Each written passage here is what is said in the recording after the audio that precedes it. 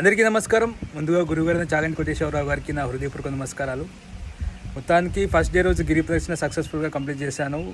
Morning అంతా rest తీసుకున్నా. So present time వచ్చేసి 4 అవుతుంది సాయంత్రం. మార్నింగ్ వరకు కొంచెం కాళ్ళు నొప్పులు ఉన్నాయి అనమాట.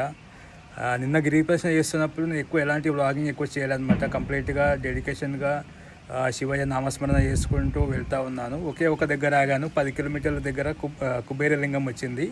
ఆ లింగం దగ్గర ఒక 2-3 మినిట్స్ కూర్చున్నా అంతే. దాని తర్వాత మళ్ళీ ఇంకొక 4 కిలోమీటర్స్ కంటిన్యూగా నడిచి ఈశాన్య లింగం దర్శనం చేసుకొని దాని తర్వాత రాజగోపురం దగ్గరికి వెళ్ళాను. సో అలా నా గిరి ప్రదక్షిణ ముగిసింది ఫస్ట్ డే రోజు. సో నేను 10 కిలోమీటర్స్ దగ్గర కుబేర లింగం నుంచి లాస్ట్ రాజగోపురం దగ్గర వచ్చే మధ్యలో చాలా ఇబ్బంది అయింది అనమాట నడవడానికి. కాళ్ళు చాలా నొప్పులు వస్తున్నాయి. అసలు ఈ 9 days నేను చేయగలుగుతానా, నేను ఇచ్చిన కమిట్మెంట్ నెరవేర్చుకోగలుగుతానా అనిపించింది. ప్రస్తుతం అయితే ఓకే, సెకండ్ డే వెళ్ళడానికి రెడీ అయ్యాను, వెళ్తున్నాను. మొత్తం బాగానే ఉంది. పెయిన్స్ కూడా కొంచెం తగ్గినాయి.